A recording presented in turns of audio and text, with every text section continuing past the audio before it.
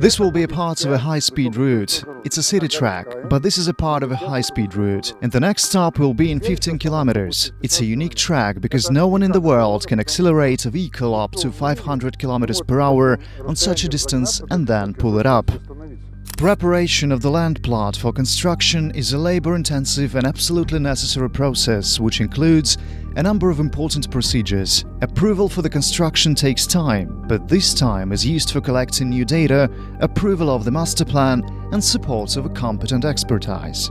This is another variant of a city system. It is built with different logics. Here we shall have a string truss, and here a semi-rigid rail. It will be not high. Its height is only 15 centimeters, on a span of 40 meters length. Imagine an ordinary rail like this one. If placed on 40 meters span, it will break under its own weight. But this one will not break. It will be straight, and a rolling stock of 10 tons weight will move on it. The works that are presently underway on the territory of the future EcoPark are called engineering survey. Such engineering survey is necessary for the selection of the construction site, creation of the plan of future facilities, arrangement of temporary land allocation for laying engineering networks. Engineering survey includes engineering geodesic and engineering geological surveying. So, as to save time, they are carried out in parallel on our plot.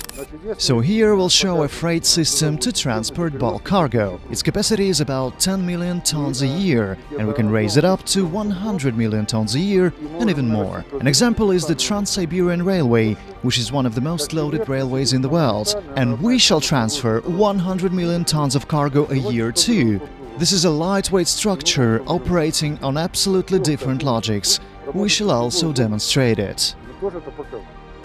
Engineering geodesic survey ensures obtaining topographic and geodesic matters, including data on the local terrain and existing surface and underground facilities. Data received as a result of the engineering geodesic survey is the basis for the preparation of the required project documents, master plan, projects of planning and reconstruction, working drawings. The triangulation network from where land surveyors came here determined the location of this point and its height. This is the ground reference mark, and here is this point, a steel one. Its mark is known, and its coordinates are known too. And this place, if we take the EcoTechnoPark site plan, is somewhere here. And from here, topography and geodesics of our plot stretch over.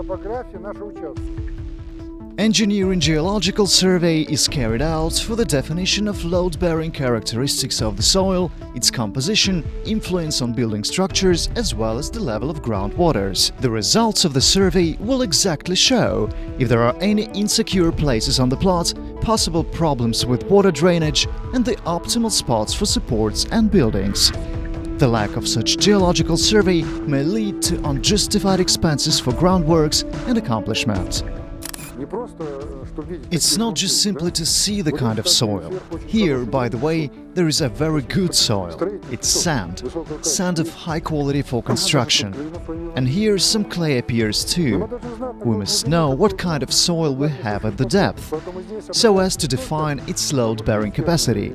Therefore, the tree logs bring up the soil for us to define its load-bearing capacity.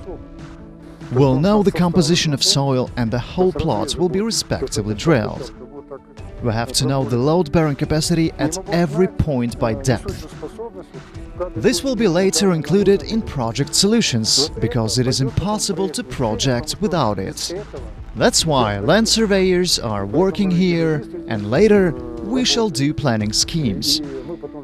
We shall understand what kind of soil we have here, because a botanical garden was involved to these works nearby, because each plant needs its own soil.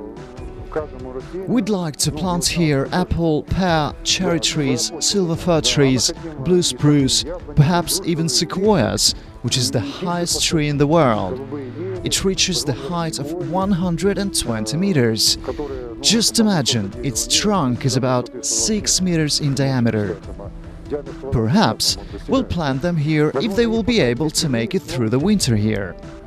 This is done so that customers from all over the world could arrive here, see it and place their orders.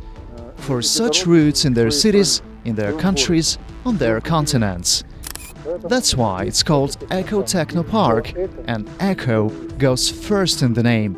Restoration of ecology with higher quality, different soil, with gardens that will provide us with ecologically clean food. And the roots above them will not interfere with the soil and gardens. They will not kill a single living object, neither a human being nor an animal, because it's going over ground and does not cross with land surface, where we actually live.